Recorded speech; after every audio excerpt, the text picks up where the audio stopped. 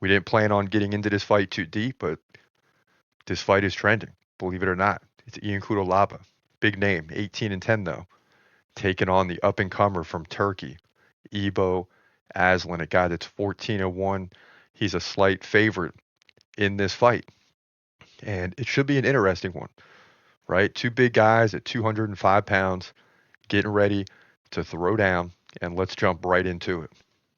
In the light heavyweight division at UFC Seattle, you got Ion Cutelaba taking on Ibo Aslan. I like this fight. Cutelaba 18-10 from Moldova. Aslan 14-1 from Turkey. Okay. Aslan 2 inches taller is 6'3". He's 28, just entering the prime window. Cutelaba right in the middle of the prime at 31. Aslan 3-inch reach advantage. He fights right-handed. Cutelaba fights southpaw or left-handed. Now Aslan so far in less fights is more active with 8.3 significant strikes per minute. That's impressive. Cutelaba right around the UFC average at 4.3 per minute. Now Aslan, no takedowns yet, none needed. Cutelaba lands more than one takedown per round. He also has a 75% takedown defense. He beat Ivan Aslan by split decision in the last fight. Lost to Felipe Lins, beat Tanner Boser, and lost to Kennedy Zuchukwu, Johnny Walker, Ryan Spann, and Dustin Jacoby. Fought to a draw, beat Devin Clark. So that's kind of where he stands. He wins some, he loses some. Struggled for a little bit, but back on in the winning ways right now. Now Aslan, aka the last Ottoman. I hear you. 100% takedown defense. This is coming in 3 fights. Beat Rafael Cerqueira by first round KO. Beat Anton Turkal by third round KO. And Paulo Renato Jr. at the Contender Series by first round KO. So this guy's been impressive so far.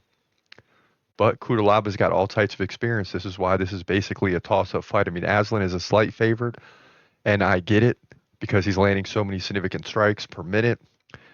He's defending all takedowns, which plays right into the KO power.